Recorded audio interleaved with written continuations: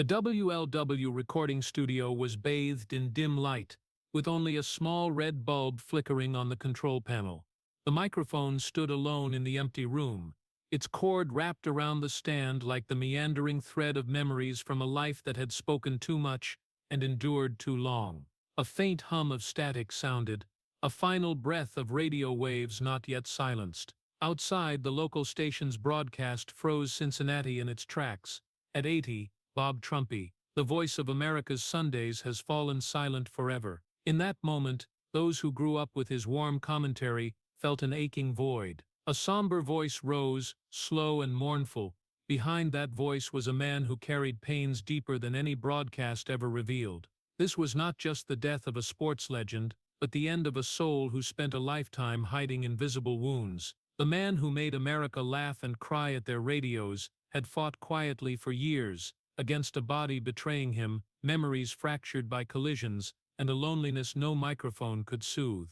Behind the NFL's glamour, beyond the applause in NBC's studios, were long nights when he sat alone, replaying old broadcasts, his trembling hands touching the microphone as if afraid it would vanish. No one knew the games he called were no longer just sports, but a way to outwit the pain consuming him. Bob Trumpy's death was not a sudden fall, but the culmination of decades of endurance and sacrifice, a journey where every touchdown, every word, every broadcast breath was a stand against the darkness within. Now, the studio stood silent, as if in mourning for an icon. The microphone remained, but the sound was gone, leaving only a charged void, and memories lingering between frequencies. Somewhere out there, millions of Americans turned on their radios, hoping to hear that familiar voice, only to realize that voice, that man, was truly gone.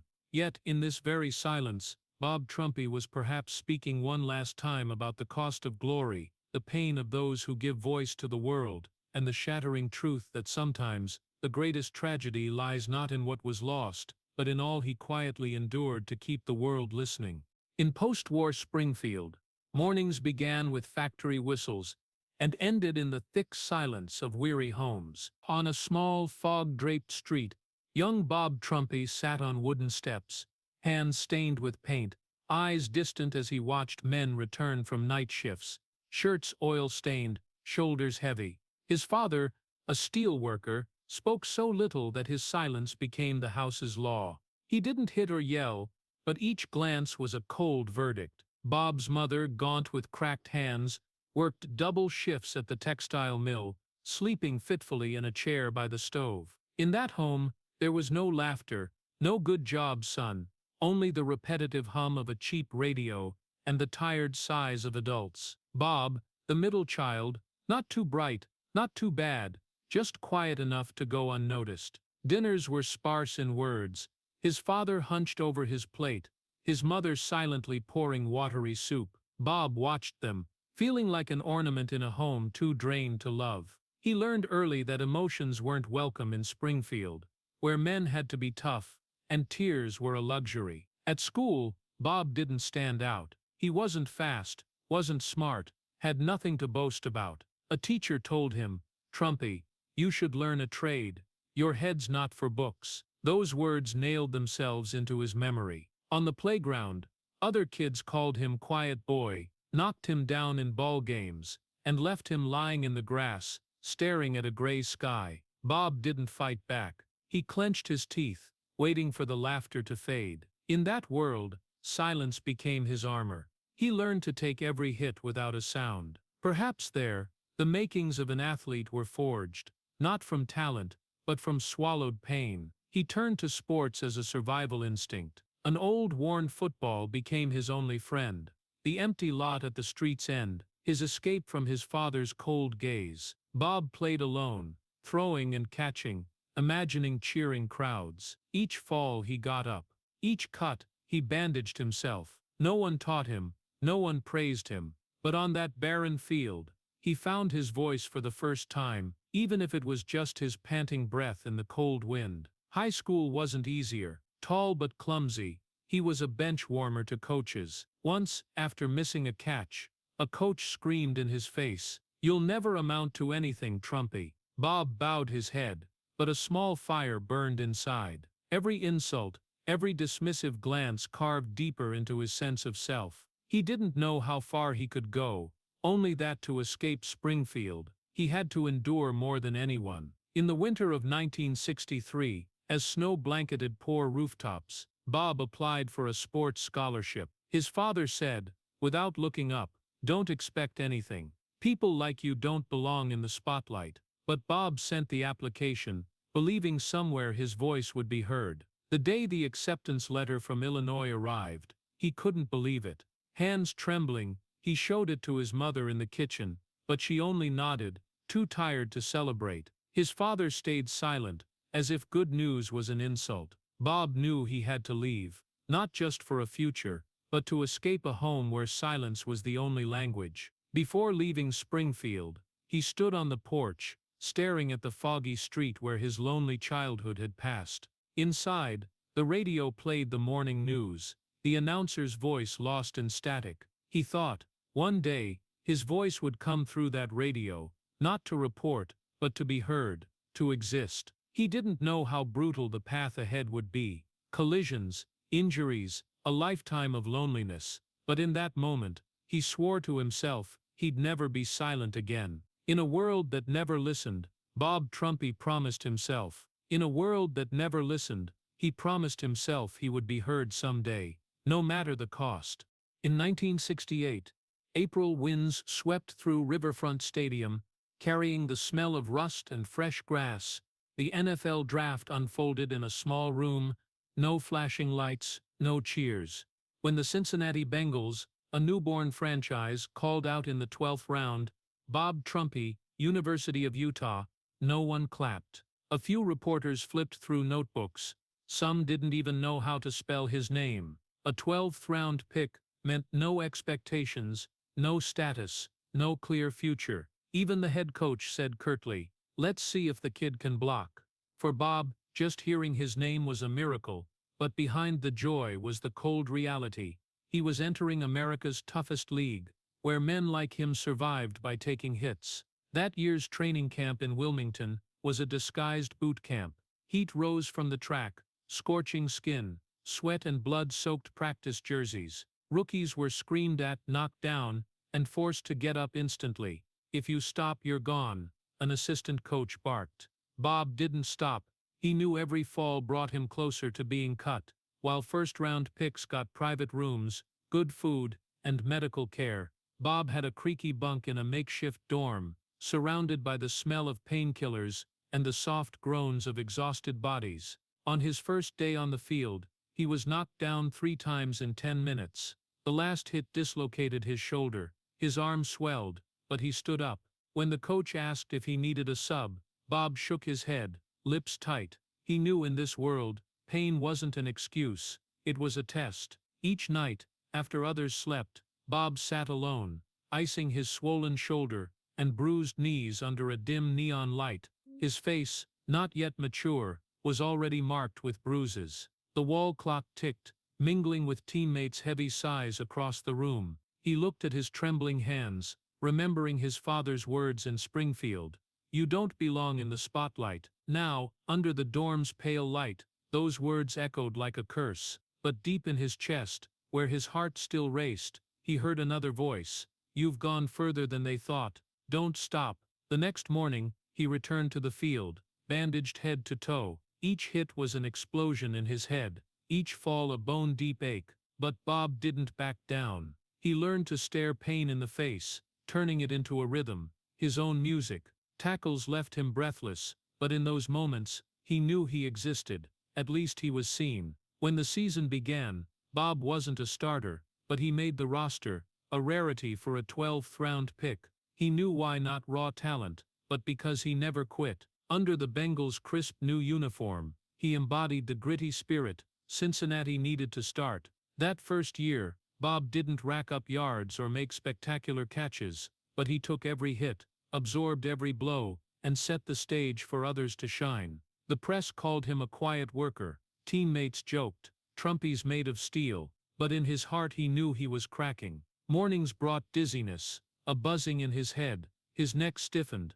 shoulders ached so much teammates had to help him dress. Yet every Sunday, He stepped onto the field with calm eyes, not fearless, but accustomed to fear. He learned that in the world of the strong, only those who took the hits earned a name. 10 weeks later, in a game against the Jets, he caught a long pass, the Bengals' first NFL touchdown. The stadium erupted, but Bob just stood there, breathing hard, staring at the ball in his hands. In that moment, the crowd's roar faded, leaving only his heartbeat. He'd done what no one believed possible, but glory came with pain. After the game, in the locker room, his knees swelled to the size of a football, blood seeping through bandages. As teammates celebrated, he quietly iced his leg, eyes distant. He knew this was just the beginning, and the price wouldn't stop rising. In the NFL, pain never ended, it only changed form. For Bob Trumpy, it was years of bruises, broken bones and sleepless nights, yet he played on silently. No complaints, no quitting. They called him the quiet warrior, a man of few words who kept going, despite a body screaming to stop.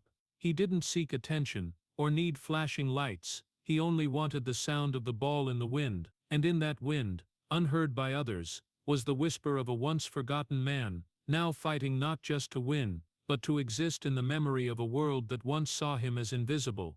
The second season began with the smell of scorched grass and cleats digging into wet turf. For Bob Trumpy, the NFL was no longer a game, but a battlefield, where blood and cheers merged. Each huddle felt like a knife in his knees, torn ligaments from the previous season, never fully healed. But no one cared about pain. In this world, you either played or vanished. He chose to play. Cincinnati's autumn mornings were cold, cutting into skin, stiffening joints. He wrapped bandages around knees, wrists, broken fingers, then pulled on gloves and took the field. When the coach asked, "You okay?" Bob nodded. Okay was a lie, repeated hundreds of times over a decade. Chronic headaches, ringing ears, insomnia, all swallowed with painkillers before game time. He never told anyone that stadium lights sometimes made him dizzy, that each tackle spun the world. His body was betraying him, but his heart stayed loyal to the game. Each catch was a trade, seconds of glory for days off his life. When the ball sailed through the air, he forgot everything, pain, age, the silence within. In that moment, he felt life most fully. Then the collision came. The ground slammed his back, air sucked from his lungs. He lay there, hearing the crowd roar, then crawled up as if nothing happened. Someone slapped his helmet, shouting, "Good catch." He nodded, gave a faint smile, and returned to the line. After each game, the Bengals' locker room became a medical ward. Large bodies sat still, unwrapping bandages, pulling out needles, rubbing ointment, forcing smiles through tired breaths. The smell of blood, sweat, and liniment filled the air. Bob sat in a corner, a wet towel over his head, breathing heavily. Some days he couldn't recall the game's key catch, only the sound of impact and the smell of wet grass. Younger teammates laughed, but their eyes held silent fear. Everyone would break eventually. The average NFL career lasted 6 years. Bob was in his 8th. Mornings brought headaches like hammer blows. Sometimes he looked in the mirror and didn't recognize himself. Swollen eyes, bruised jaw. But on the field, he became part of the storm. He shouted plays, took hits, fell, and rose again.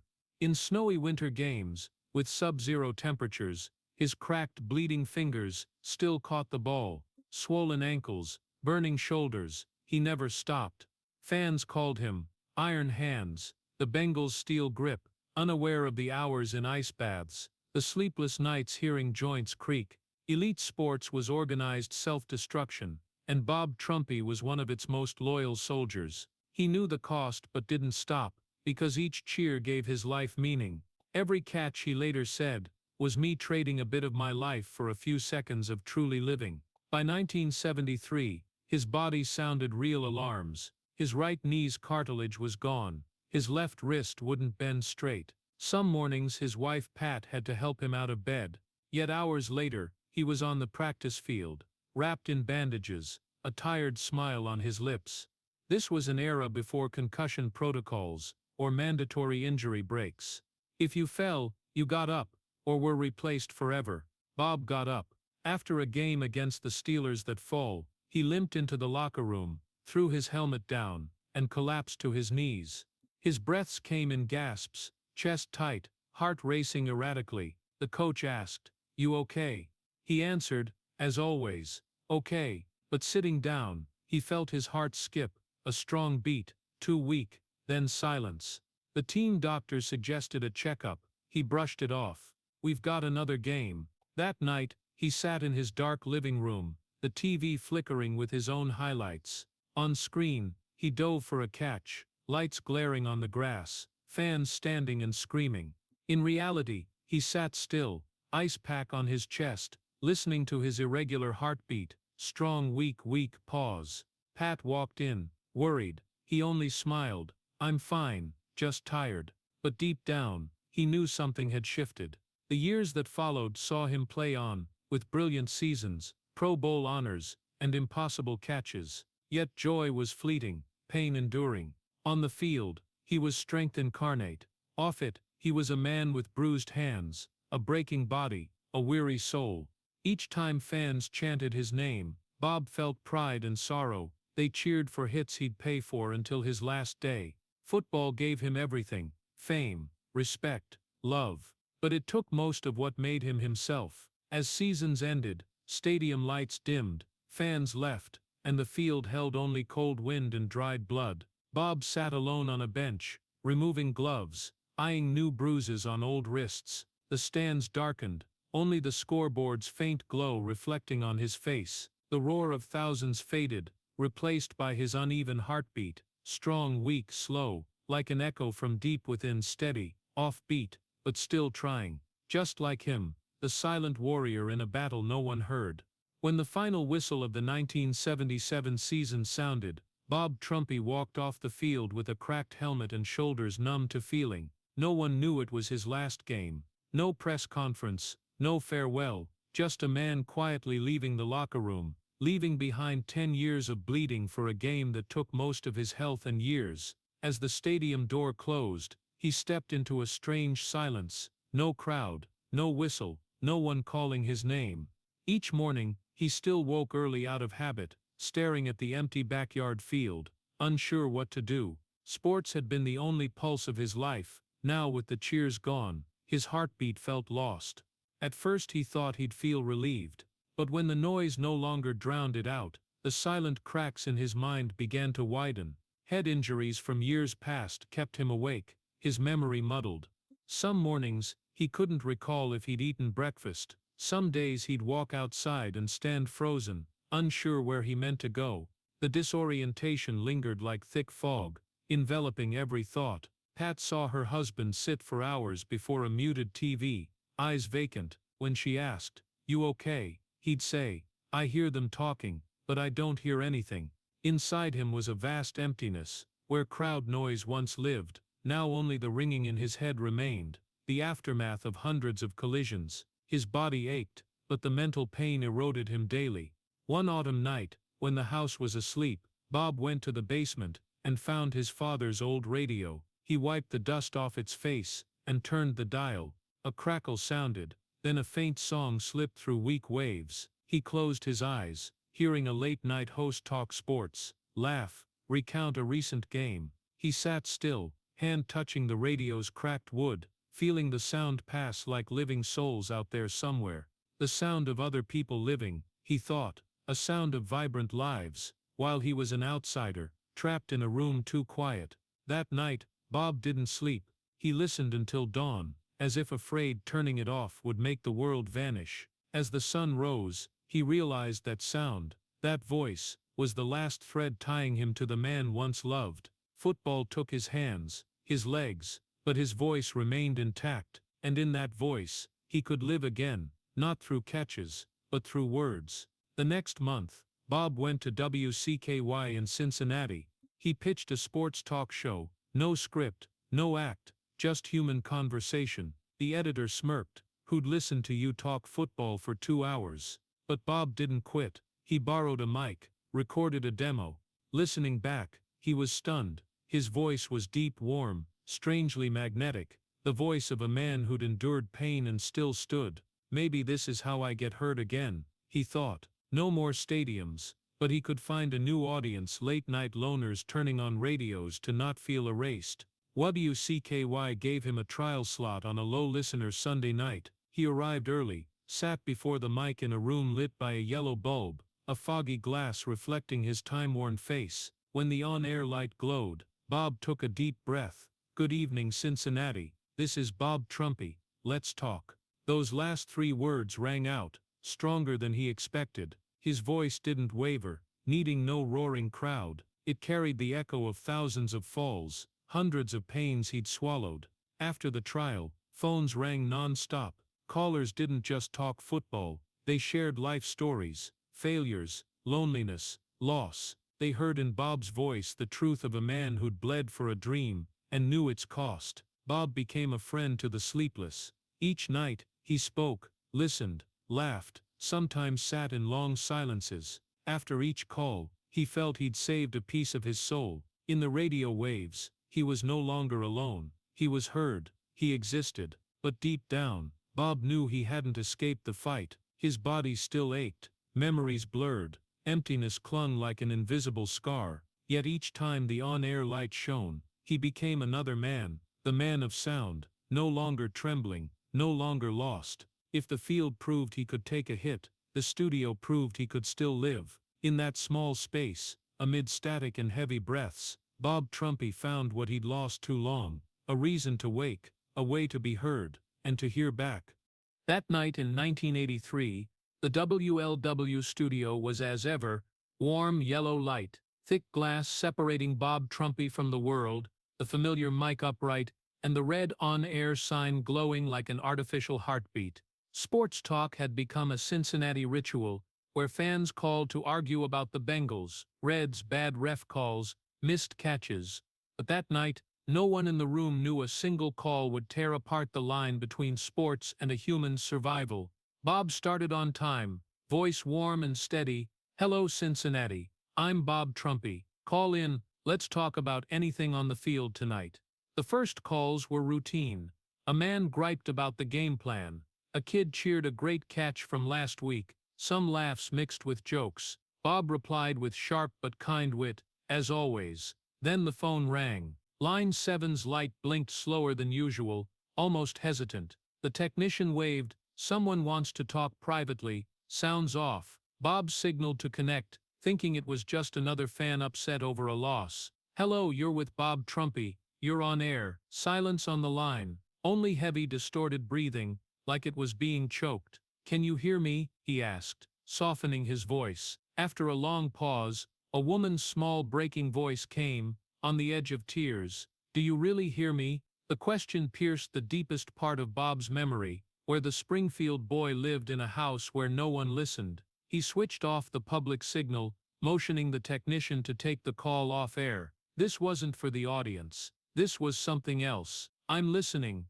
Bob said. No longer a radio host but a human. The woman said she was in a car, in a dark lot near the river, a bottle of pills in front of her. Her voice was flat, resolved. She spoke of her husband leaving, her daughter cutting contact, losing her job, her home soon to be taken. "I've listened to you talk football for years," she sighed. "Tonight I just wanted someone to really hear me before I disappear." In the studio, the clock read 11:37 p.m. The air thickened. Bob signaled the technician to play music on the main feed, stretching the segment to keep her on the private line. He asked her name. She hesitated, then whispered it. He asked where she was. She was vague but mentioned a road sign. His mind raced. He wasn't a therapist. He was just a former player with a throbbing head and a skipping heart. But on that line, he was her only link to the world. "Listen to me," he said slowly, feeling his heart pound.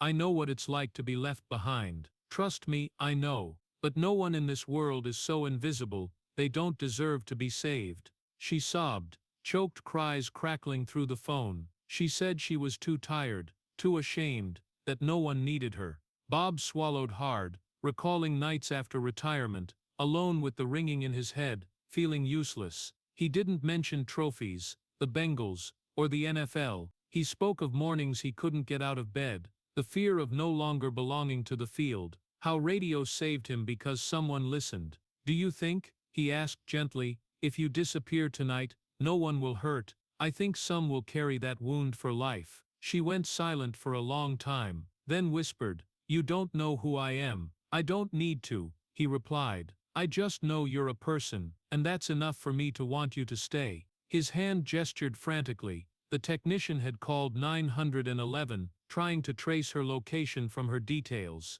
Time crawled like torture. 20 minutes, 40, an hour. Bob didn't dare leave the mic. Sweat ran down his back despite the cold studio. He'd switch to music and ads on the main feed, then return to her, keeping her awake, weaving thin threads of hope into his words. He spoke of her daughter, the chance she might come back someday, how leaving tonight would cut that chance forever. He talked of men who called him worthless, and the quiet victory of proving them wrong. You can prove them wrong too, he said. The people who made you believe you're not worth living, do the cruelest thing to them, live better than they imagined. Nearly 2 hours passed. Her voice weakened, but it was no longer the voice of someone set on dying, it was someone fighting. Suddenly a knock on her car door, a man's voice calling her name, police commands. Ma'am, put it down. We're here to help. Bob sat frozen, fist clenched until his knuckles whitened. There was commotion, then a new voice on the line, shaky but clear. This is a police officer. We found her. She's alive. Thank you. In that moment, Bob couldn't speak. The on-air light glowed, but his world collapsed and ignited at once. The technician saw him through the glass, head bowed, hands covering his face. As music played on the main feed, in the near-dark studio, Bob Trumpy wept. Not the tears of a legend, but of a man who knew he'd pulled someone from the edge he'd once stared down from afar. When the show ended, he turned off the mic, the light, and sat in the dark longer than usual. Everyone left, leaving him with the swivel chair and stifling silence. He didn't go home right away. He stared at the desk phone, as if it might ring again and answer the question haunting him. What if I'd said the wrong thing tonight? When he finally stepped into Cincinnati's cold night, the parking lot felt colder than ever. At home, Pat asked, "Show go okay?" He only said okay, then went to the bathroom, running water to drown out his trembling breath. That night he didn't sleep. For many nights after, closing his eyes brought back her voice, the faint rattle of the pill bottle, the silence before her final choice. He wondered if he had the right to carry another's life on shoulders already so weary. From that night radio became more than a job. It became a battleground, where he knew he could save someone he'd never meet. But the cost was a mind never fully at peace. Every strange call, every pause on the line, could be a soul hanging between life and death. He saved a life, colleagues said. But only Bob Trumpy knew the rest. He saved a life, but lost a piece of his peace. A shard of calm broke off, left forever in that studio, where his voice kept someone in the world, and bound him to live with the painful truth that sometimes, words are the only thing standing between a person and the abyss. After that fateful night in 1983, Bob Trumpy was no longer just a local broadcaster. The story of the host who kept a woman from suicide spread through Cincinnati like legend. To the public, he was the voice that listens, a voice that heard others' pain. But for Bob, each time he turned on the mic, he heard an emptiness in his own echo. That night taught him sound could save lives but also burn what remained of a soul. Then in 1984, another call came, not from someone desperate, but from New York. NBC wanted him as a color commentator for NFL games, an offer of honor and challenge, the dream of any former player. For the first time in years, Bob was thrust back into the spotlight, no longer just the late-night ex-Bengal, but a national voice, guiding the emotions of millions every Sunday. As the plane landed in Manhattan, seeing the endless sea of lights through the window, he gripped the armrest. A part of him feared he'd lose himself again in this glitzy world. The schedule was grueling, a new city, stadium, hotel each week, Super Bowl, Olympics, Ryder Cup, events the nation watched, while he lived out of a suitcase under fluorescent lights. On air he was polished, sharp, witty, his voice warm and resonant. But when the lights went off, he returned to a cold hotel room, removed his headset, and stared at the city through the glass. Outside, crowds roared. Inside, the hum of air conditioning, and his weary breath. Some nights he called home, hearing Pat talk with the kids, then fell silent, unsure what to say. "You okay?" she'd ask. "Yad, just tired." Tired, a familiar word, hiding more than it revealed. New colleagues admired him. They said he had presence, a command without shouting.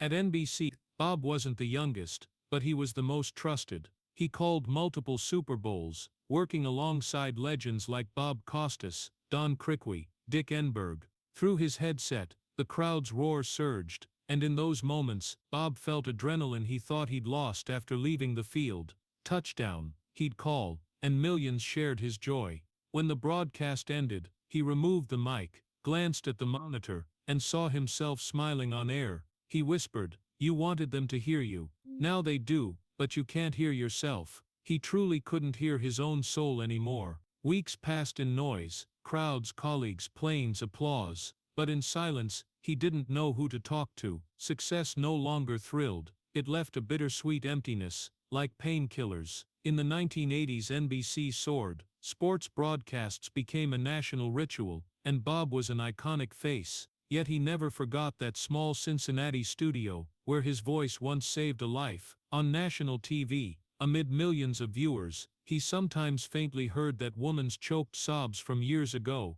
an echo from afar. After hours, he'd wander empty stadiums post-game, lights dimmed, stands littered with foil wrappers, night winds carrying the chill of metal and trampled grass. He liked walking slowly through vacant rows, hearing his footsteps echo. It was the only time he felt peace. Once, in Pasadena, after a Super Bowl, he stood on the empty field, gazing at vast stands, lit a cigarette, and gave a sad smile. "You wanted to be heard," he told himself, "and now the world hears you, but can you hear yourself?" That question shadowed him for the rest of his life. In hotels, he scribbled in his notebook, "Fame is louder than silence, but silence is truer." The next morning, he'd smile brightly on air, read ads in his captivating voice, banter wittily with colleagues. No one knew he took sleeping pills to quiet the ringing in his head. A doctor once said, "You need rest, Bob. Your brain can't handle this pace and noise." He just smiled. "I've lived my life in collisions, Doc. I don't know what to do with silence." The public saw a perfect Bob Trumpy, suave in a suit, voice booming across America, a smile that made it all seem easy.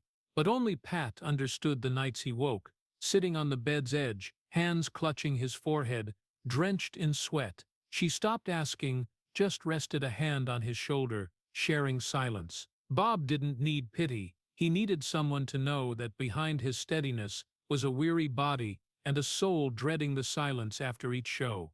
To NBC, Bob was a safe pair of hands. But deep down, those hands trembled slightly each time they touched the mic. Every game he called tested fate, how to speak of others' joy while his heart skipped beats. Once in the makeup room post-game, a young colleague asked, "Don't you ever get tired, Bob? 30 years and you're still going." He replied, half joking, half true, "If I stop talking, I'm afraid the world will go quiet." It sounded funny, but it hid a truth. After NBC's heights, Bob realized he was no longer just a player or broadcaster. He was a bridge between fans and the game, between people and emotion. But that bridge bore a crushing weight. Each night, as city lights flickered through hotel windows, he saw his reflection, older, quieter, eyes emptier. "You wanted them to hear you," he whispered to his shadow. "Now they do, but you can't hear yourself." That sound echoed, breaking in silence. Outside, the world heard Bob Trumpy's voice, but inside, the man was slowly forgetting the sound of his own soul. And somewhere deep in his consciousness, he began to feel the cost of being the voice of Sundays, a voice that, when silenced, would leave a quiet louder than the noise it once made. NBC's success made Bob Trumpy a pinnacle of sports broadcasting, but it also taught him that speaking truth publicly wasn't always forgiven. In a 1987 broadcast,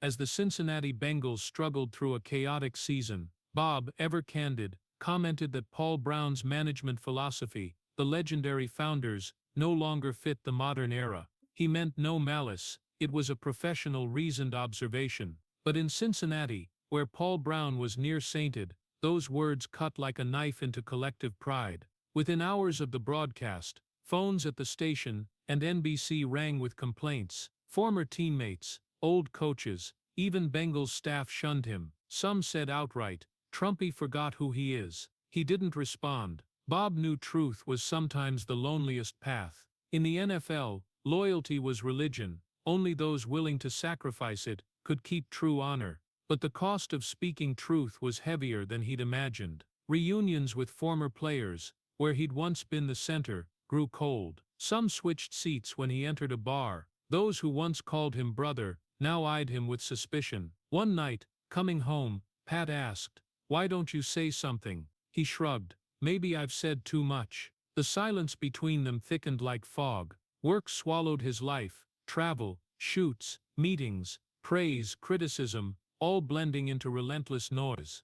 At home that noise became a void. Pat felt her husband existed only on radio and TV. In real life he faded. During rare dinners together, Bob sat before his plate, mind elsewhere. She said, "You hear the world, but you don't hear me." He didn't react, just bowed his head, hands touching as if seeking answers in the dark. Each trip to a new city meant another grand hotel, but every room felt the same: yellow light, leather chair, minibar, window overlooking a highway. He'd turn on the TV, watch his own broadcast, then switch it off. The more admired he was, the emptier he felt. They loved the voice, not the man, he thought. On rare longer stays home, Pat cooked big dinners, trying to revive a sense of family. But while she spoke of their son's football practice, Bob stared out the window, already thinking of the weekend's game call. She touched his shoulder, voice trembling. "You're here but you're already gone."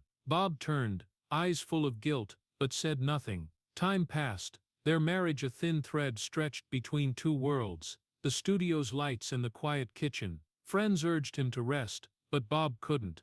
He feared if he stayed silent too long, he'd vanish, like old friends who'd drifted away. Career, fame, pride swirled into a vortex, making each night a battle. On air he spoke, laughed, remained the steady host. But when the mic went off, he heard the familiar ringing in his head, like back in his playing days. Once in Boston, after a broadcast, he stopped at a small bar near the hotel. The TV replayed his Paul Brown comment, subtitles crawling. Some older men at the counter recognized him, shook their heads. "Trumpy used to be one of us," they said. "Now he talks like some New Yorker." He finished his drink in silence, didn't argue. Walking back through heavy rain, streetlights reflecting, he thought he'd become an outsider, even in the city that once called him a hero. That night, he wrote in his notebook, "Truth doesn't reward you, it just keeps you honest." It was his consolation, his confession. By choosing truth, he'd accepted the discomfort of abandoning pretense.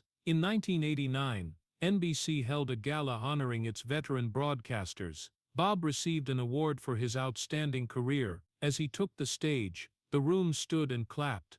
But in that moment, the applause felt distant, like an echo from elsewhere. He smiled, held the trophy, and as lights hit his face, he realized he felt no pride, only fatigue. That night in his room, he called Pat. She answered, voice sad. "I saw you on TV. You smiled, but your eyes looked strange." He replied, "I don't know who I am anymore." The cost of truth wasn't just ostracism, it was spiritual isolation. Bob slowly realized that the more truth he spoke, the more silence he'd face afterward. In the late 1980s, as his broadcasting career peaked, he lost nearly all close relationships. Those who once shared drinks now offered only formal handshakes. Even with the NBC crew, he felt like an outsider. No one understood why he carried a heaviness, as if bearing the world's weight. One evening, back from a work trip, Bob stood before the bathroom mirror. The light reflected a face lined with wrinkles, eyes shadowed, a scarred forehead. He stared long, and whispered,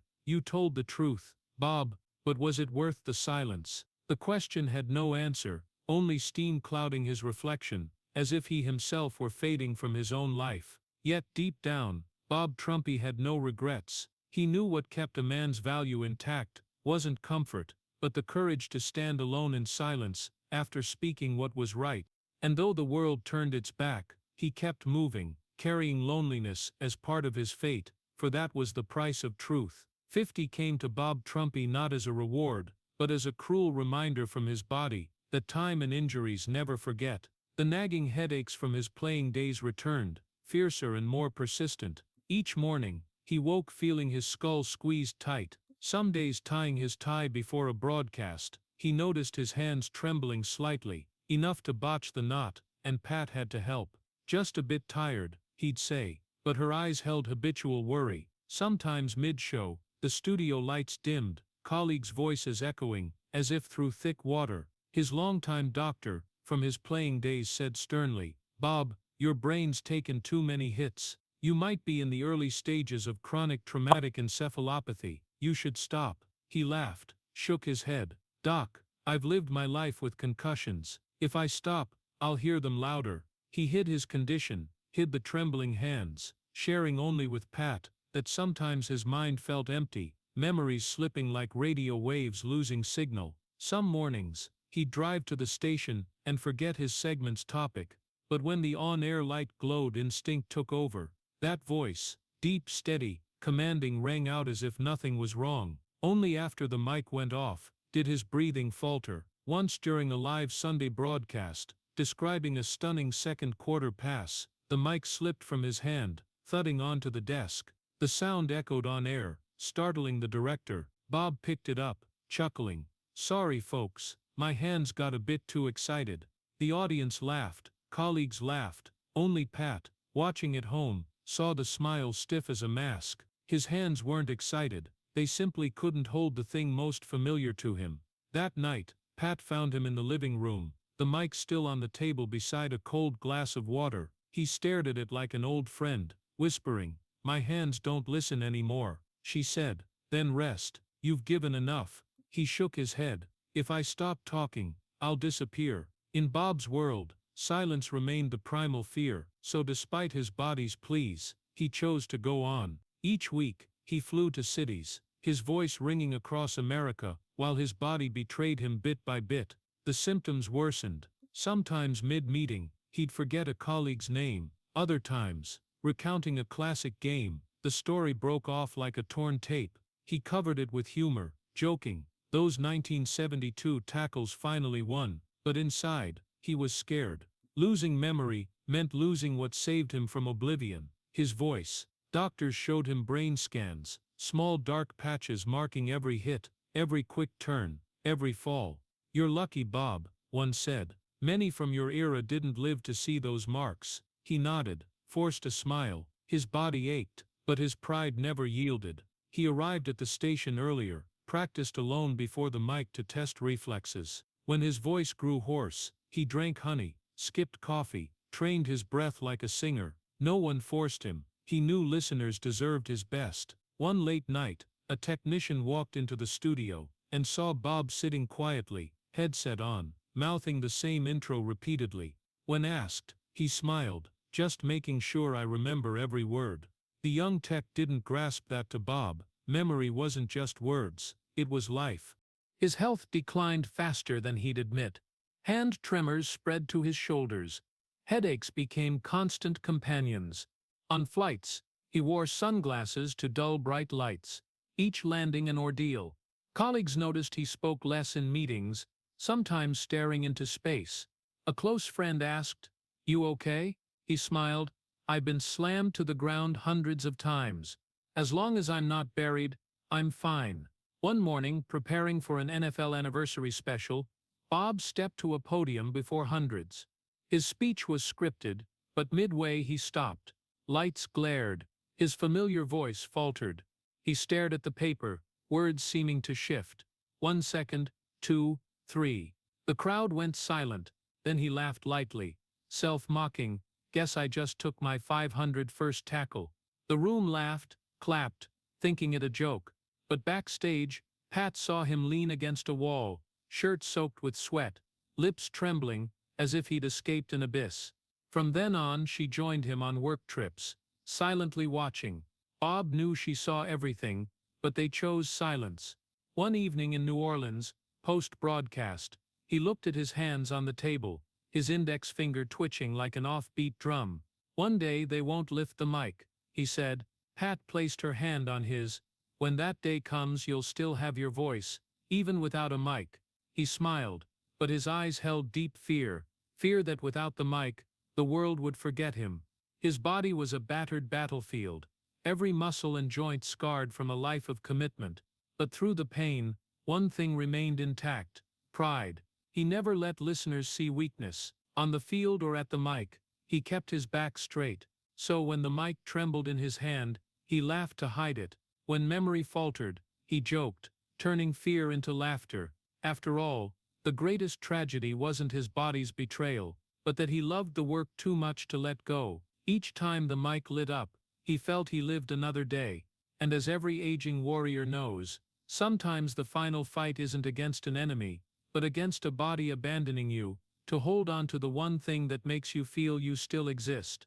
By the early 2000s, Bob Trumpy's headaches were inseparable from life. He lived with pills, sleepless nights, and a relentless ringing in his ears, like the roar of old stadiums, except now it never stopped. While many former players stayed silent, fearing admitting injury meant weakness, Bob chose the opposite path. He began speaking openly about concussion after effects, memory fog, moments he couldn't find his way home. On air, his words made people hear a former athlete dare to say, "The game we love cost us dearly. It gave me glory, but stole my peace." That truth wasn't easily embraced. As the movement to sue the NFL over concussion consequences grew, Bob was among the first voices of support. He joined former players at hearings, appeared on national news. At a press conference, when a reporter asked if he regretted playing, he looked straight at the camera, voice slow but firm. "We built this game with our bodies, now we pay for it with our minds." The words spread across America, sparking fierce debate. Many saw it as a humane warning. Others branded him a traitor to the past, tarnishing the game that fed him. Some old-school players turned away. At a Bengals alumni gathering, a few gave him cold stares. "Trumpy's speaking for the lawyers, not one of us anymore," someone muttered. Bob sat quietly, unmoved. He knew the price of truth was always loneliness, but this time it didn't scare him. It gave him purpose. "If I, who stood on that field, don't speak up, who will?" he told Pat, sitting in their living room, dim light filtering through the window. She nodded, not objecting, only fearing as she watched him dive into another fight, this time with no cheering crowd, no instant victory, just the stark reality of truth. Media outlets invited him to speak. Bob didn't use angry or combative words. He spoke calmly, heavy with experience. "I'm not against football," he explained. "I just don't want kids 20 years from now to endure our pain." A reporter wrote, "When Bob Trumpy speaks, you can't help but listen. He doesn't shout slogans. He tells stories, each carrying real scars." But after each press conference, he returned home exhausted. His body weakened. Short-term memory worsened noticeably. Some days he forgot where he'd just signed his name. Some nights he woke, looking around, not recognizing his own home. Pat taped notes everywhere. "Morning meds, Dr. Thursday. Bob, today's Saturday." Yet the next morning, he'd straighten his shirt, go to the station, and appear as the resolute man, believing truth was the only way to make peace with what his body had lost. In 2013, Bob and fellow former players went to Washington, D.C., for a health committee hearing. When asked why he pursued the cause despite failing health, he looked around the room at aging faces, trembling hands of old teammates. "Because they deserve to be remembered," he said. "None of us want to destroy football. We just want the game to treat those who built it more fairly." The room fell silent. A senator stood, shaking his hand firmly. To Bob it wasn't victory, but a moment of belated justice. The words "we built this game with our bodies, now we pay for it with our minds," became an emblem of the athlete health movement. They were quoted in newspapers, etched on a memorial wall for players lost to CTE. But for Bob, they weren't a slogan, they were daily reality. Each morning, when his hands could no longer grip a coffee mug, when headaches made reading the paper impossible, he knew paying with our minds was no metaphor. One day, a letter arrived from Duke University, researching brain injuries in former athletes. They invited him to join a medical support program, share data, and agree to donate his brain for study after his death. Bob didn't hesitate. If this brain took a beating its whole life, he said, at least let it help someone understand what happened. Pat fell silent. She held his hand long, tears welling. You always want to turn pain into something useful, don't you? He smiled, nodded. At Duke, as doctors ran MRIs and asked if he was scared, Bob replied, I've lived in fear for years. Truth is the only thing I'm not afraid of anymore. He agreed to a long-term trial, contributing medical data, and recording daily symptom logs. His voice weakened but remained clear. In one recording, he said, we don't just want to live longer, we want the next generation to play safer, to be heard sooner than we were. The project gave him purpose. Each visit to Duke, he saw young students in labs, unaware of the Bengals, but looking at him with pure respect. A young doctor said, you're turning your injury into science. Bob smiled faintly. No, I'm just giving back a little to the game that took so much from me. Returning home after a checkup, Pat found him in the garden, sunlight filtering through his white hair, eyes distant. She asked, what are you thinking? He replied, voice low, I thought I lost everything, but maybe not, if this helps the next generation avoid what I'm going through. And so from a forgotten former player, a man who traded health to be heard, Bob Trumpy became the conscience of American football, a voice not just broadcasting on radio, but sending the remnants of his memory to labs. He turned his own trauma into a tool for understanding, his silent pain into the language of science. In his final notes for the project, his shaky but resolute handwriting read, turning my brain injury into science for the next generation. Below, just a trembling but clear signature, Bob Trumpy. When the studio lights finally went out, when live calls and stadiums he once called faded to distant memories, Bob Trumpy entered a wholly different world. No crowds, no travel schedules, no glowing mic. He thought he was ready for that quiet, but soon realized, silence, for a man who lived by sound, was a form of torture. In the first mornings after retirement, he woke at the usual hour, put on a dress shirt, made coffee, but looking around, there were no meetings, no hotlines, just a silent kitchen and a clock ticking like a countdown. He tried listening to the radio to fill the void, but the voices on air only made him feel more estranged. At first he kept habits of writing notes and practicing his voice, as if a Sunday night show still awaited. Pat watched her husband, both pitying and worried. The hand tremors didn't stop. Short-term memory worsened noticeably. Some days, he'd go to water the garden, but forget to turn on the hose. Others, she'd hear him talking alone in the living room, thinking he was on a call, but he was speaking to himself through old sports talk recordings. In those tapes, his voice from 30 years ago, young, firm, vibrant, now with white hair and clouded eyes, he sat like a stranger, listening to himself without recalling where the dialogue was recorded. Many nights, Pat woke to a dim living room light. Bob sat there, the old radio on the table, hands trembling as he tuned the dial. When she softly asked, he'd smile, just listening to my old shows. Sounds good, doesn't it? His voice held self-mockery, but his eyes were distant. She'd touch his shoulder, feeling his thinned frame. He didn't notice her tears falling onto his shirt. Sometimes Bob recounted old stories, but memories jumbled like broken tapes. He'd mention the 1988 Super Bowl, but tie it to a teammate gone since the 70s. When Pat corrected him, he'd look confused, go silent, then say, maybe I got it wrong, or time did. The words choked her. Doctors at Duke called it classic chronic brain injury. Memories swapped, time perception fading. Bob just smiled faintly. I still remember you, that's enough. But Pat's fear grew. She began noting his routines, medication times, doctor visits, lunch, walks. Bob, once commanding every room, now relied on fridge notes to know the day. He didn't complain, but his eyes held quiet sadness. One February morning, when Pat asked if he wanted to walk, he said, I just did. But he hadn't left his chair. She sat beside him, took his hand, and whispered, do you remember when we first met? He paused long, then nodded faintly. Was it an NBC party, or the Bengals practice field? Right. His voice mixed two moments a decade apart. Each day, the silence in their home thickened. Pat tried filling it with soft music, the sound of grandkids visiting, but Bob only smiled, nodded, then sank into his private void. He spoke less, but when he did, his voice stayed warm, the voice that once moved a nation. Now, he used it for simple questions. What day is it? Is it raining? Where are we, Pat? She answered gently, like speaking to a child. When he slept, she'd step onto the porch, wipe tears, and smile at neighbors, as if all was well. One autumn afternoon, Bob sat in the backyard, golden sunlight on his gaunt face. Pat brought tea, saw him holding the old NBC mic, a cherished keepsake. He said softly, "I still hear the crowd, Pat. They're out there in the wind. They still hear me." She nodded.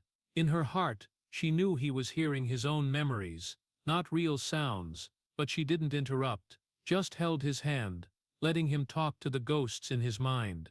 Sometimes, Bob tried writing. He'd sit at the table, scribble a few lines, then stop, his letters shaky, strokes broken.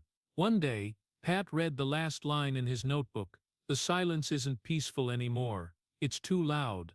She closed it, tears falling on the page, smudging the ink.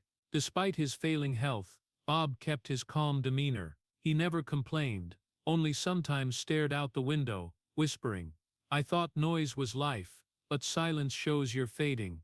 The words chilled Pat. She knew he was saying goodbye, slowly, memory by memory.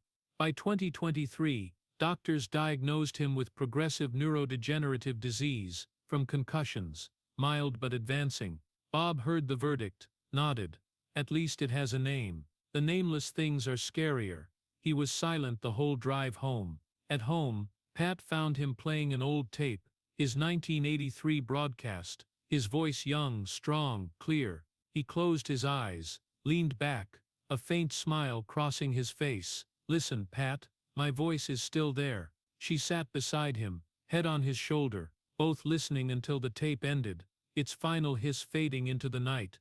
In that darkened house, Pat realized the tragedy wasn't losing fame, but that he was forgetting the sound that made his life. In that sweet, cruel silence, Bob Trumpy sat among shadows at home, old memories, echoes of stadiums, and a love quietly keeping him tethered to a fading world.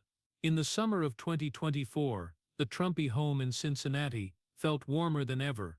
Their children, with spouses and grandkids, gathered, bringing laughter, the patter of kids' shoes in the hall, and the scent of baked goods from the kitchen. For Pat, it was a rare moment in years of caregiving, a house alive again. Bob sat on a wooden chair on the porch, a blanket lightly over his knees. His eyes followed the grandkids playing ball in the yard, their laughter mingling with the sound of the ball hitting hands, a sound, to him, still the world's finest music. When his eldest grandson ran up, handing him an old leather football, Bob smiled, trembling hands catching it. He tossed it up, caught it. A perfect catch, still smooth as 40 years ago, but this time, he winced, pain shooting through his wrist. "Every catch hurts now," he exhaled, half laughing, half tired. "But I still love the sound." Pat, behind the door, heard and choked up. That afternoon, the kids arranged to record a family video. They wanted to capture their father's voice before it faded. They set a small mic before him, the kind that joined him for decades. When the light blinked on, he smiled faintly. On air again, the family laughed. But as recording began, Bob didn't read a script. He spoke. "Back then, I told audiences about football, catches, throws. But really, I just wanted them to hear something from my heart." He paused, eyes distant, voice trembling.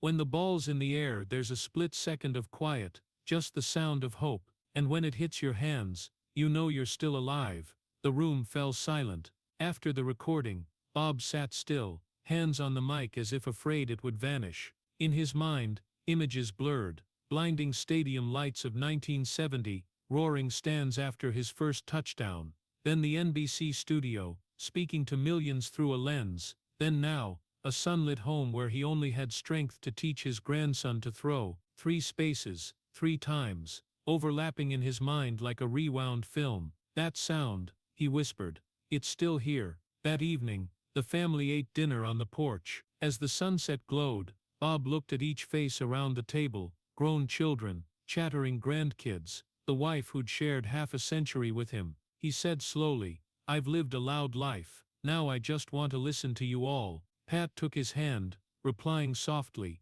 "All my life, I've been listening to you." Her words made him smile, eyes glistening. That night, Pat woke to the living room light still on. She stepped out and saw Bob in his chair, holding an old photo, him in his Bengals uniform, young smile radiant. "Can't sleep?" she asked. He answered quietly, "I'm hearing the old crowd. They're still chanting my name, but it's faint, like a weak radio signal." She said nothing more, just sat beside him, letting him drift in memories. The dim light fell on his face, aged but still carrying the gentle look of that young player. The next day his youngest grandchild begged to learn to throw a football. Bob agreed, despite trembling hands. In the garden, he sat on a plastic chair, the boy a few meters away. "Watch the ball, not your hands," he coached, "because if you look at fear, you'll throw wrong." The boy threw. The ball rolled to Bob's feet. He bent to pick it up, took a deep breath, and tossed it back, weak but accurate. The garden erupted in cheers. Pat clapped. The boy jumped with joy. In that moment, all pain vanished. He smiled, a true, rare smile, not for cameras or crowds, but for reliving, briefly, the old feeling, connection, trust and unconditional love for the game that shaped his life. As the ball fell one last time, he said softly, "Maybe my life's like that throw, long, slow, but it got where it needed to go." Pat heard, stepped closer, placed a hand on his shoulder, saying nothing. The next Sunday, the kids replayed the previous recording. Bob's voice filled the living room, deep, trembling, but full of feeling. He listened with them, then said quietly, "Now I know why I loved radio most. It doesn't need a face, just a voice, and a voice, even weak, can still reach someone." Late that afternoon, rain fell lightly on the roof. Bob sat by the window, looking at the yard where the ball lay on the grass. He closed his eyes, imagining 1970, standing on the field, hearing the crowd chant. The scene shifted to the NBC studio, red mic glowing, heart racing. Then again, to now, white-haired, hands trembling, surrounded by those he loved. All three images merged, no boundaries, no time, and in every scene, he heard the same sound, the ball hitting hands, distant cheers, his own heartbeat. Before bed, he wrote a few lines in the notebook by his bed. "Family is life's final pass, where the ball's always caught, even with weak hands." He closed it, set it by the old mic, turned off the light. In the dark, Pat heard him whisper, "Every catch hurts now, but I still love the sound." Outside, the rain pattered softly, its gentle sound blending with his breath. The man who lived amid noise now finding peace in the smallest sound. Family. In that space, where memories, love and time met, Bob Trumpy was no longer the man of the field or radio. He was just a father, husband, grandfather, passing his final ball to the next generation. In 2025, the small Cincinnati home was no longer a stop between work trips, but Bob Trumpy's only world. His body was exhausted from years of endurance, slow steps, constant hand tremors, memory flickering clear, then foggy. Some days he called a grandchild by the wrong name, forgot lunch, or lay awake from head pain sharp as past collisions returning. Doctors suggested hospital monitoring, with machines and nurses. Pat sat by his bed, holding his hand, awaiting his answer. Bob stared at the ceiling, then shook his head, voice hoarse but firm. "I don't want to leave this place. I've lived my life in lights and noise. Let me end in my own silence." He wanted to stay home, in the living room with the old radio, the keepsake mic, faded photos of Bengals, NBC, glorious moments. No more nights under cold hospital lights, no more being a case on a chart. He wanted his final days to belong to family, friends, memories, not machines. Word of Bob's failing health spread quietly among close circles. One by one, faces from his life's chapters visited. Old Bengals teammates, now gray and stooped, hesitated at the door before entering. Young broadcasters who grew up hearing his voice came to shake the hand of their teacher. NBC colleagues brought old booth photos, half telling old stories, to masked choked voices. The living room became a gentle waiting room of memories. No one spoke of coming death, only of games, late-night radio, conversations that touched listeners' hearts. Bob sat in an armchair, a thin blanket over his knees, listening,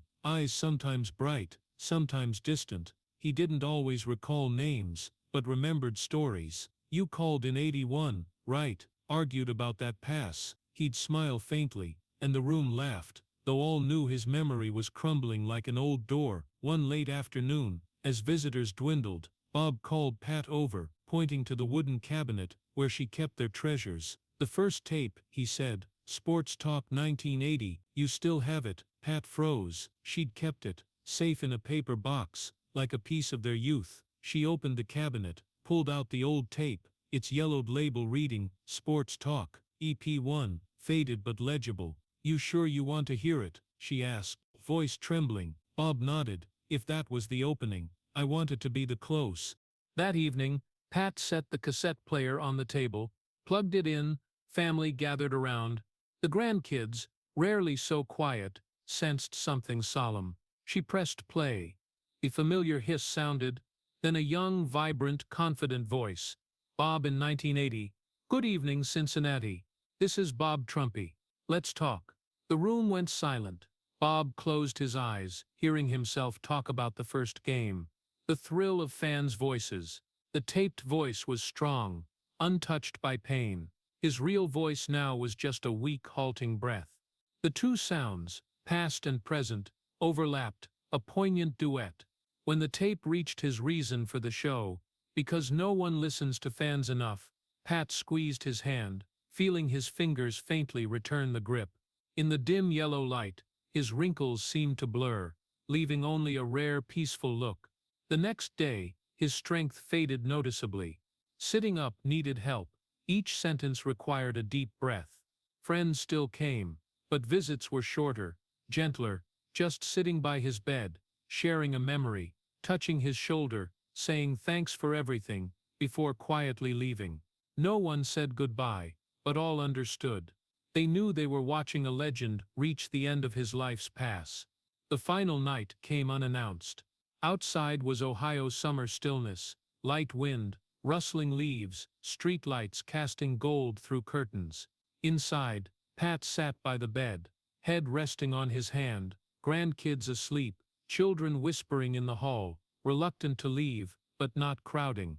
Bob opened his eyes, looked at the ceiling, lips faintly moving. "Can you play it one more time?" Pat knew instantly. She stood, went to the player, pressed play. Not the whole tape this time, but a pre-cued clip. Bob's laugh, as a caller teased him for a wrong score prediction. That laugh rang out young, full of life, like from a parallel existence. In the dim room, only two lights glowed, a bedside lamp and the cassette player's power indicator. That faint light fell on Bob's face, etched with time, but his eyes sparked with mischief, hearing his old self. He tried to laugh along, but it was just a small curve at his mouth's corner. His breathing slowed, steadied, then hitched, then slowed again. Pat held his hand, pressed it to her cheek, whispering, "You're home now. No more hospitals, no more noise, just us." In the corner, the old mic sat by the tape, as if witnessing. The taped laugh repeated one last time, then stretched into a thin hiss, the player's light blinking once before fading. In that moment, the house seemed to hold its breath. Bob looked at Pat, his eyes no longer panicked or lost, but pure gratitude. He whispered, barely a breath, "Thank you for listening to the end." Then amid the faint hiss and thinning breath, his heart let go its final beat. No sirens, no flashing lights, just Pat's hands gripping his, their children stepping in, standing around the bed, silent. They heard no crowd, no theme music, but in their minds, each heard his familiar greeting as a final goodbye. Later, a friend said, "He died as he lived, with the mic on and his heart open." Not a literal mic, but its spirit. He passed in the space that defined him, a small room, a speaker playing old laughter, family around, heart unguarded. Outside the wind stirred branches, like applause from an unseen stadium. The bedside lamp was finally turned off, but somewhere, on old tapes, in the frequency of thousands memories, Bob Trumpy's voice kept ringing. No more weary body, no more pain, just the echo of a life given fully. And that night, silence was no longer fearsome, it was filled with what he left behind. News of Bob Trumpy's passing spread on the quiet morning of June 15, 2025. Cincinnati's sky was draped in gray clouds, familiar streets seemed to slow, and local radio stations paused ads to play the familiar sports talk theme. The host's voice broke. "We've just received news. Bob Trumpy, icon of the Bengals, NBC and Cincinnati, has passed at 80, at home with family." For a few seconds, no one spoke, only the radio's faint hiss. The city grew strangely still, as if everyone paused to listen for a lost sound. Downtown, the Paycor Stadium scoreboard glowed with white text on black, "Thank you, Bob. Every Sunday is a gift." Across Cincinnati, people echoed that phrase, one Bob repeated for years on air, a reminder of gratitude for listeners, life and the game that shaped him. NBC colleagues aired a special tribute, weaving old clips of Bob's crisp laugh, his slow commentary on a perfect catch or a bitter loss. A host said through tears, "He didn't just call games, he taught us to see the human behind every throw, every fall, and now, as he's gone, he still shows us beauty in loss." Former Bengals teammates held a small memorial in the team's heritage room. Old jerseys were displayed beside a silver mic engraved with his name. At Paul Brown Stadium, where he once walked off taped in white bandages, old highlights played, Bob catching in the rain, rising from collisions, smiling gently with blood on his lip. A teary-eyed teammate said to the camera, "Back then, when we asked if he feared injury, Bob just grinned and said, 'Every Sunday is a gift.' Now I know he meant it." From New York, NBC sent flowers and a brief message, "The voice that carried our Sundays has gone silent, but his echo remains in every broadcast." Dick Enberg, who called dozens of Super Bowls with Bob, wrote, "I've never seen resilience like Bob's. He taught me professionalism isn't avoiding mistakes, it's never letting anyone see your pain." The quote spread across social media, and within hours, Bob Trumpy trended nationwide. But what stunned people wasn't his death, it was the shocking truth, as papers called it. In his final year, Bob hid his severe illness, refusing medical aid to spare family and colleagues worry. Hospital records showed he was diagnosed with end-stage heart failure and progressive neurodegeneration in early 2024, but he kept it secret. Even in his last months, when his hands couldn't hold a mic steady, he sent short recordings to WLW, encouraging listeners, "Keep living, keep loving, and never think it's too late to start over." Colleagues were stunned learning this. A young editor wrote, "I didn't know he was in pain. He always smiled, asked if I was tired, while fighting his own body. He didn't want pity, just for us to love the craft like he did." Pat, in a rare interview after the funeral, spoke slowly. "He didn't want anyone to see him weak. He said, 'I made them believe in strength my whole life. I can't leave looking weak.' But I know his greatest strength was facing fear alone." She paused, looking at the yard where grandkids played with an old football, then added, "He never stopped listening to us, even when his ears rang, his memory blurred. He always said, 'I listen with my heart, not my ears.'" Cincinnati held a public memorial 3 days later at Music Hall. Thousands lined up, bringing photos, jerseys, or just notes of thanks. On stage, the old silver mic sat beside a framed photo of Bob smiling. When his final recording played, "Good evening, Cincinnati. This is Bob Trumpy. Let's talk." Many bowed their heads and wept. No one mentioned illness or tragedy. They spoke of resilience, dignity, the man who kept his heart open to the end. At the memorial, a young colleague read from Bob's journal, shared by Pat, "When my body no longer lets me take the field or go on air, I'll still listen, because every Sunday, even without a mic, I know someone out there is talking, and I still belong to this world." After the funeral, the city flew flags at half-mast. On NBC, white text appeared throughout a tribute video, "He didn't leave behind silence, he taught us how to listen." The final host said, "Bob Trumpy wasn't just a player, not just a broadcaster, he was proof of something rare. True glory comes not from being heard, but from knowing how to listen." That night in Cincinnati, hundreds of radios turned on at once, like a ritual. No one spoke, No one changed channels. They sat still, hearing the wind through antennas,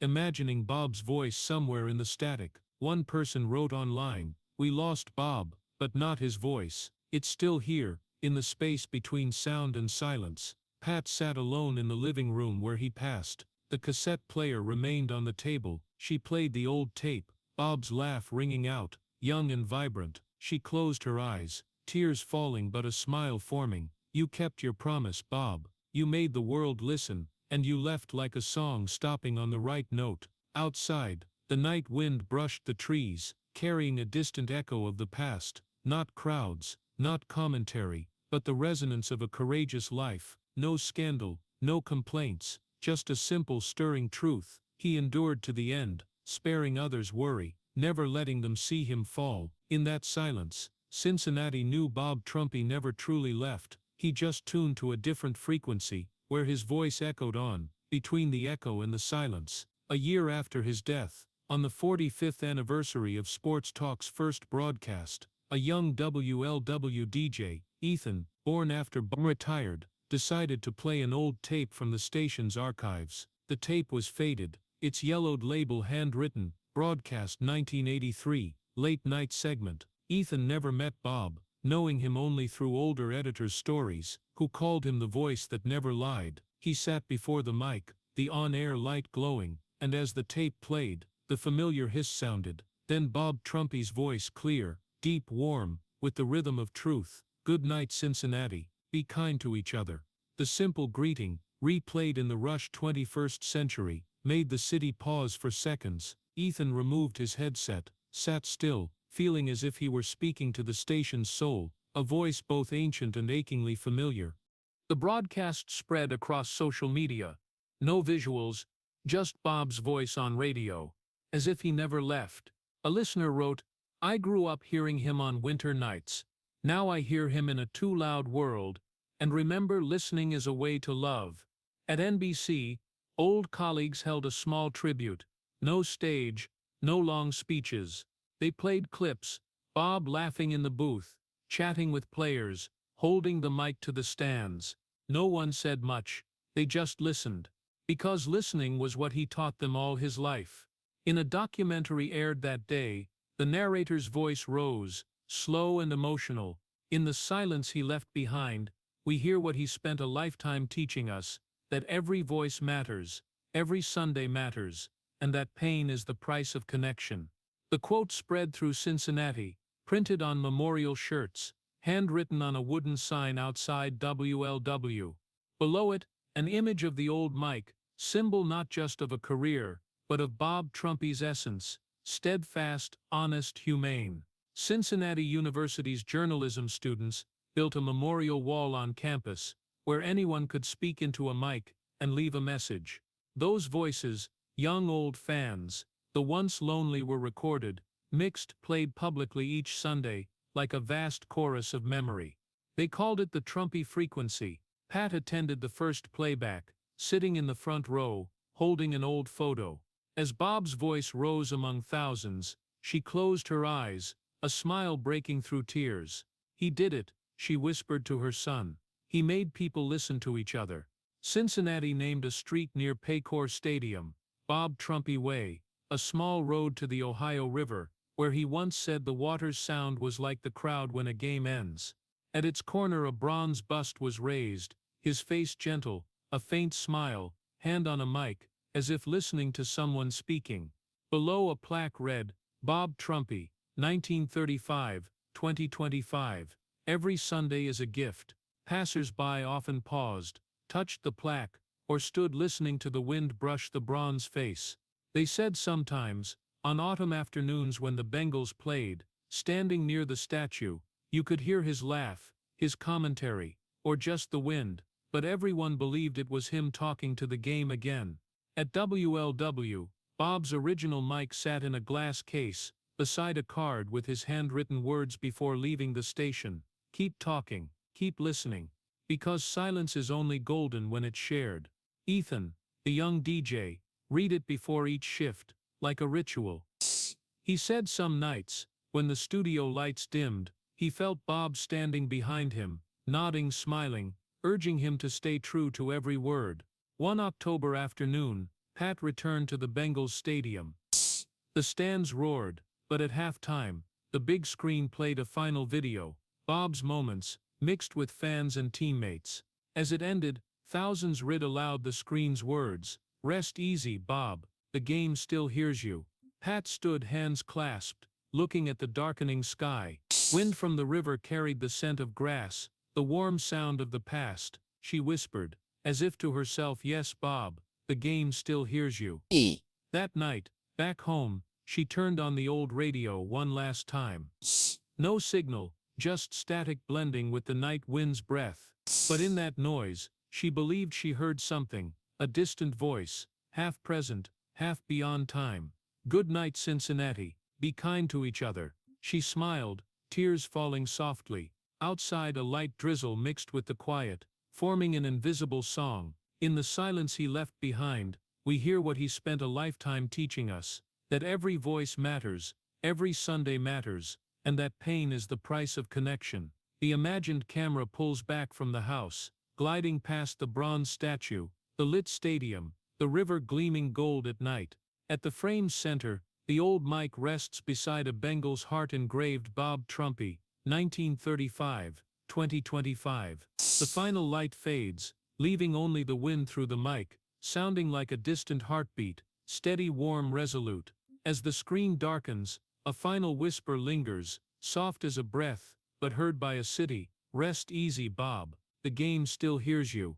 Looking back on Bob Trumpy's journey in this story, the dominant emotion isn't just pity for a ravaged body, but a deep ache for the dignity of a man who chose to endure in silence, to keep his promise to his audience and himself. From an invisible Springfield boy, a 12th round pick no one expected, to the quiet warrior on the Bengals field, each catch traded years of life for cheers. Leaving the turf, he didn't hide but stepped to radio. The fateful 1983 night, holding the line with a suicidal woman, showed he didn't just talk sports, he carried listeners' souls. He saved a life, but lost a piece of his peace. That's the noble American tragedy, a hero paying with privacy, sleep, peace. Then his words, "We built this game with our bodies, now we pay for it with our minds," and his choice to donate his brain to Duke research, turned his own trauma into a legacy for the next generation. Details like "Every catch hurts now, but I still love the sound," or listening to the 1980 sports talk tape on his final night, hiding severe illness to spare others, worry reveal a character quintessentially American, reserved, resilient, dutiful, refusing pity. "Every Sunday is a gift" wasn't just a slogan, but a philosophy. For Americans, this story reminds us that behind the NFL, TV, and idols are real people with real costs, that glory isn't free, and dignity can be dangerous when we're too used to suffering alone. The final lesson: cherish the voices that journey with us, listen to each other sooner, care better for those who carry our glory, and don't forget yourself. Speaking pain doesn't weaken us, it lets us live and love longer. If you feel the echo of Bob Trumpy's life, a man who lived, loved, and gave to every American voice, please subscribe to join us in preserving stories of courage and humanity. Thank you for listening to the end of this journey. See you in the next video, where great voices continue to resonate between the echo and the silence.